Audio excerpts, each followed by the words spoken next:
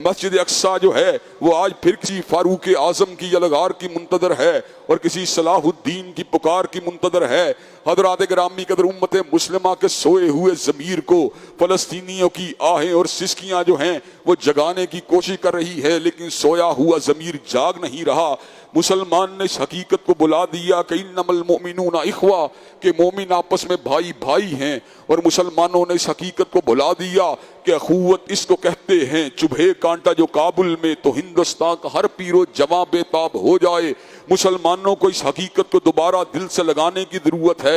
وہ ماں جس کے دوپٹے کو کھینچا جا رہا ہے وہ بھی میری ماں ہے، وہ بہن جس کی چادر کو اتارا جا رہا ہے وہ بھی میری بہن ہے، وہ نوجوان جس کے سینے میں سنگینوں کو اتارا جا رہا ہے وہی میرا بھائی ہے، وہ بیٹا جس کو ذبح کیا جا رہا ہے وہ میرا اپنا ہی تو بیٹا ہے۔ حضرات گرامی قدر امت مسلمہ کے حکمرانوں، تم نے درس جہاد کو بلا کر اچھا نہیں کیا۔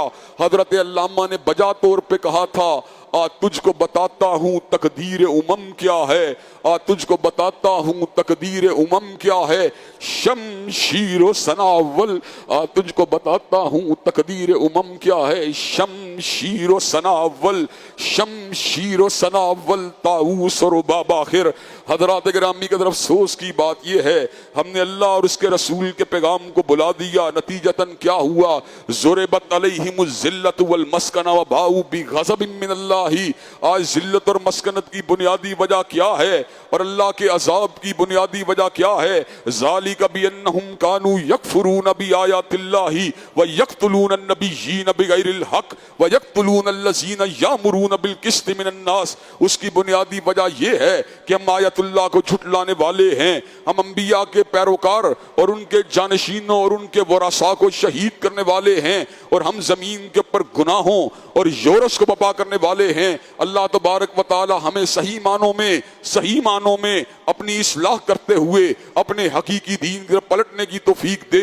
جس وقت ہم بیلوں کی دموں کو پکڑ لیں گے اور اینا کی تجارت کو کرنا شروع ہو جائیں گے اور مادیت کو اپنا ہدف اول و آخر بنا لیں گے تو اللہ تبارک و تعالی ترک جہاد کی وجہ سے امت کے اوپر ذلت کو مسلط کرے گا، اور وہ ذلت اس وقت دور نہیں ہو سکتی جب تک حضرت رسول اللہ کی تلوار جہاد کو اٹھا نہیں لیا جاتا، جب تک مظلوم کی حمایت کے اندر آواز حق کو اور اپنے وسائل کو اور اپنے تمام کے تمام جو ہیں ترجیحات کو ان کے لیے وقف نہیں کر دیا جاتا۔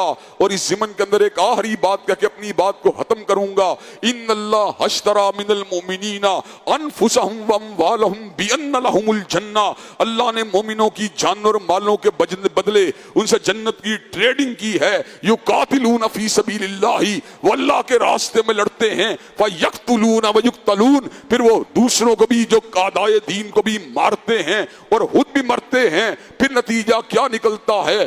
وعدن علیہ حقا فی التوراۃ والانجیل والقرآن، یہ اللہ کا سچا وعدہ ہے جو اللہ نے تورات کے اندر بھی کیا ہے، انجیل کے اندر بھی کیا ہے اور قرآن کے اندر بھی کیا ہے۔ ومن اوفی بعہدہ من اللہ فاستبشروا ببیعکم الذی بایعتم بہ، اور اللہ سے سچا وعدہ کسی کا نہیں ہو سکتا۔